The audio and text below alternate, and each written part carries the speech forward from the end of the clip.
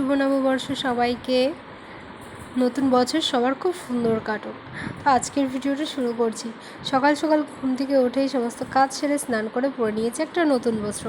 ড্রেসটা কিনেছিলাম যখন কলকাতায় ঘুরতে গেছিলাম না, তখন। ড্রেসটা খুব সুন্দর না? কমেন্টে জানিও কিন্তু ড্রেসটা কেমন। তারপরে আলতা পরতে বসে গেলাম। ঘরে পুজো করব, লক্ষ্মী পুজো, আর পার্লারে করব লক্ষ্মী গণেশের পুজো। তো একটু আলতাও পরে নিলাম, নিজেকে বেশ লক্ষ্মী লক্ষ্মী ফিল হচ্ছিল। আর আলতা পরতে কিন্তু আমি ভীষণই ভালোবাসি। তোমরা কে কে আলতা পরতে ভালোবাসো কমেন্টে জানিও। আর আলতা পরলে না পা দুটোকে দেখতেও খুব সুন্দর লাগে। নতুন বছরের শুরুটা ঠাকুর পুজো দিয়েই শুরু করব। তো ওইদিকে পুজোকে পাঠিয়েছি বাজারে আমার পুজোর জন্য কিছু সরঞ্জাম আনতে।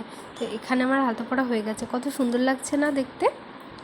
তারপর পুজোও চলে এসছে বাজার থেকে। আমি ওকে একটা লিস্ট ধরিয়ে দিয়েছিলাম যে আমার এগুলো লাগবে, এনে দে। ঠাকুরকে একটু লুচি সুজি ভোগ দেব। আর এখানে পুজোকে দিয়েছিলাম আলপনা করতে। এদিকে আমার পুজো কিন্তু শেষ। দেখো আমার সব ঠাকুরগুলোকেও আজ সুন্দর করে সাজিয়েছি। আর এখানে করেছিলাম লুচি, সুজি, ফল, মিষ্টি সব কিছুই ছিল। পুজোর সময় আর কোনো ক্লিপ নিতে পারিনি, কারণ খুব তাড়াহুড়োর মধ্যে পড়ে গেছিলাম, কারণ পুজোর দাদা অফিসে যাবে, আবার রান্নাও ছিল। তো চটপট করে পুজো সেরে নিয়েছি। আর এই যে এখন এই প্রসাদটাই খাবো। তো আজকে নববর্ষের শুরুতে ঠাকুরের প্রসাদ খেয়ে কিন্তু দিনটা শুরু করছি। তোমরা নববর্ষের দিন কে কীভাবে কাটাও আমাকে কিন্তু জানতে পারো কমেন্টে। আমাদের বাঙালিদের তো নতুন বছর মানে এই পয়লা বৈশাখ, নববর্ষের দিন।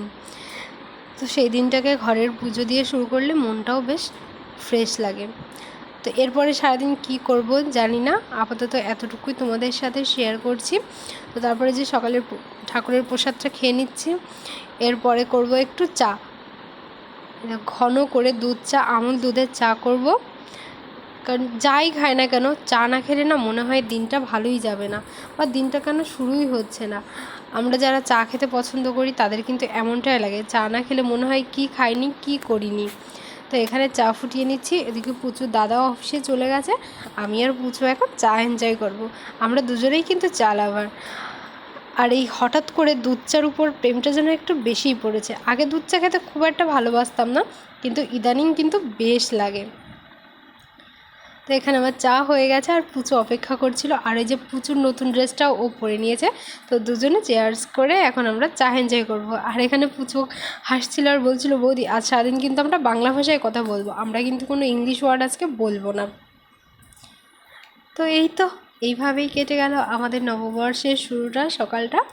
এরপর কী হবে জানি না, তবে ভালো কিছু হলে অবশ্যই তোমাদের সাথে শেয়ার করব।